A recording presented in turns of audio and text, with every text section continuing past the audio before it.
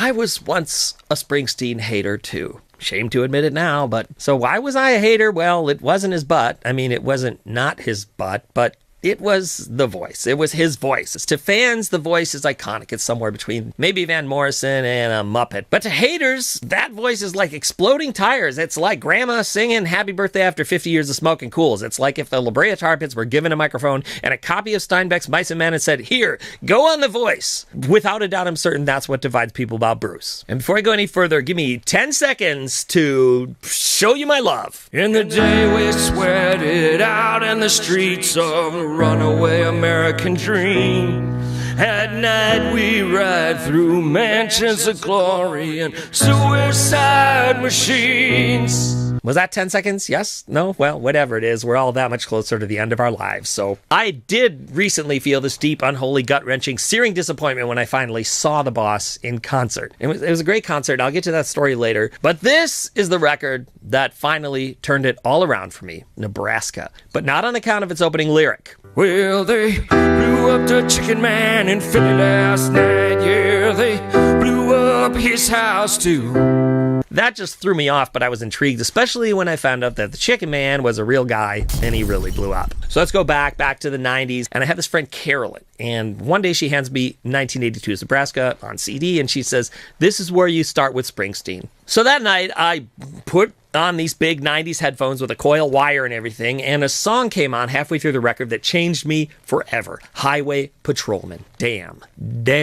I catch him when he's straying, teach him how to walk that line.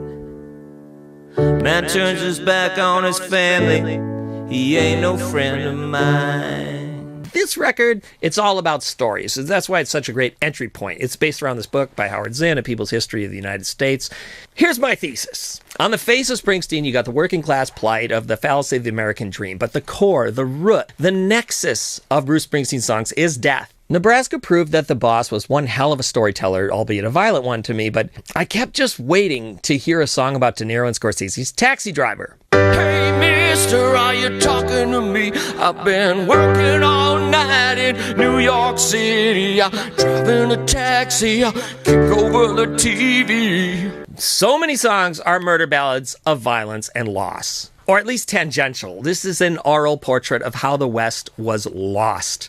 Not the American dream, but the flip side of the risk, the American nightmare. That evil Christopher Columbus landed in the East and spurred a generation of settlers ever moving west, ever on the run. On the run for what is first love, money, dreams, the cure for loneliness, but by the time you reach the promised land, the promise has been broken. These are snapshots of people pushed to the end. This is all that Grapes of Wrath stuff. Another way, if you're a Springsteen hater and you don't really want to be, or you're wondering what's on the other side, start watching Badlands, Terrence Malick's truly gorgeous and sad portrait of that historic murderous rampage in the late 50s.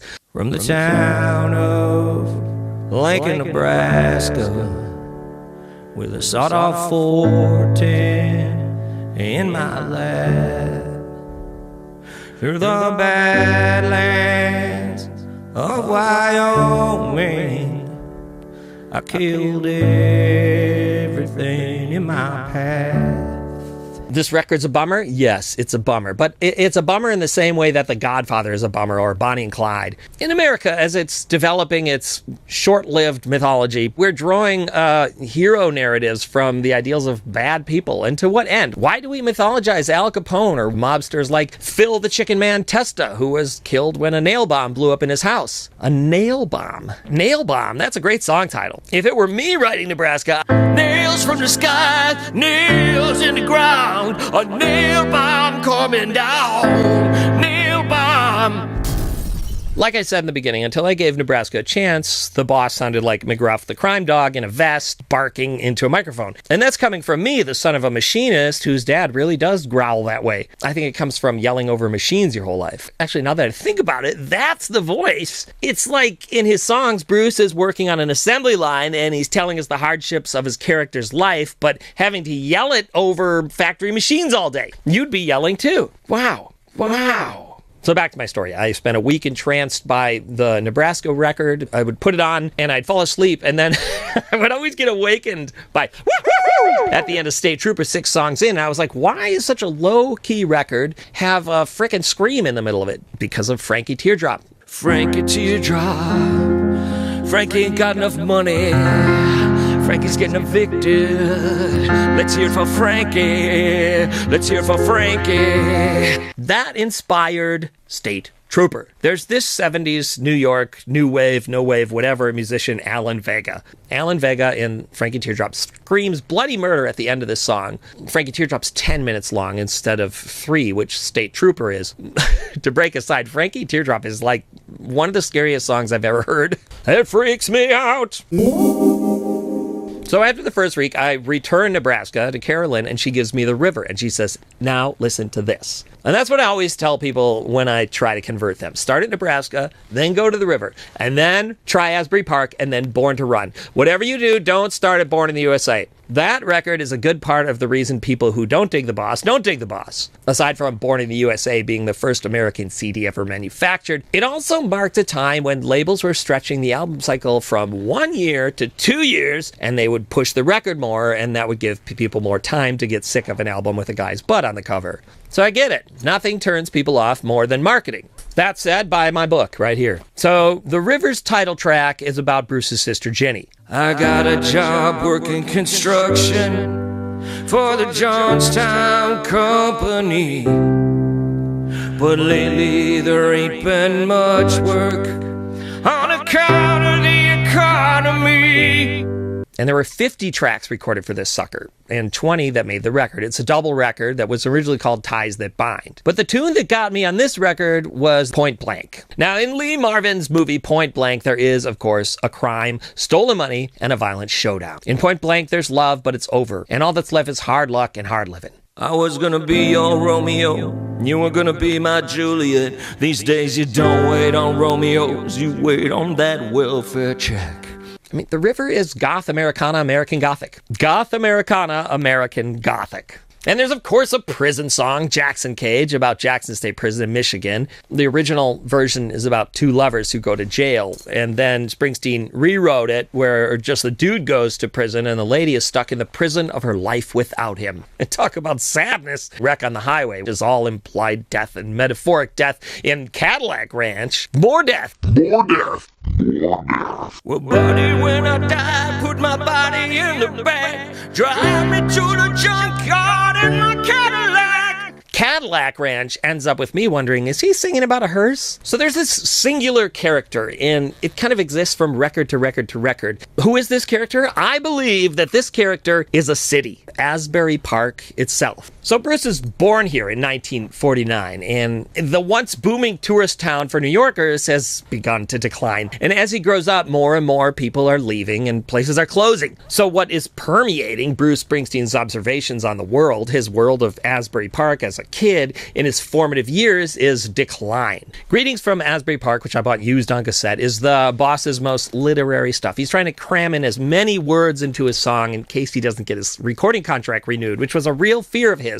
Of course, there are hits on Asbury Park, but they were all done by Manfred Mann. The whole Blinded by the Light thing is weird. And maybe the reason for all the success is because nobody could understand why douche. Springsteen's only ever had one #1 hit, and it was the Manfred Mann version. It's so commonly misheard that Springsteen's even made fun of it himself. So the original version, I was blinded by the light, cut loose like a deuce, another runner in the night. Springsteen wrote Deuce in reference to a 1932 Ford Deuce Coupe. 1932, 1930 Deuce, which is the first year the V8 was available. When I was younger, I thought it was wrapped up like a douche. Everybody confused by that line pushed it into the spotlight, and so Thompson, the singer, has said in interviews that it was his pronunciation of deuce plus technical process that made it sound like douche. So what I think he means by technical problems is this. There's this thing called a de-esser, and in the recording studio, it reduces sibilance from the microphone. So you got the wrong singer and the wrong mic combo.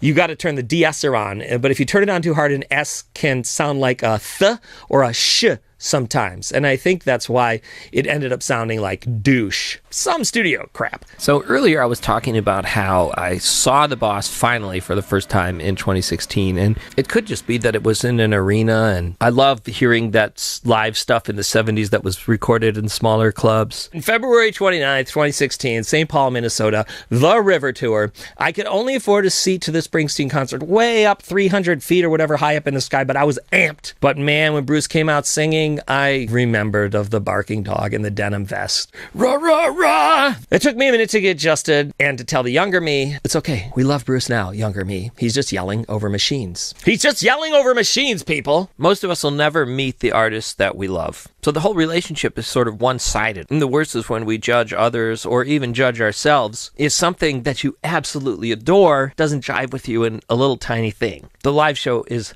fantastic, but that storytelling breaks my heart in the best way. Look at the time! I need to wrap this up. I don't smoke, but if I did, I'd need a cigarette right now. Don't smoke, kids! As far as my songs go, I'd have to say the most Springsteen song is Knock on 22nd Street. And thank Music for Music, because here in my world, that's who we pray to.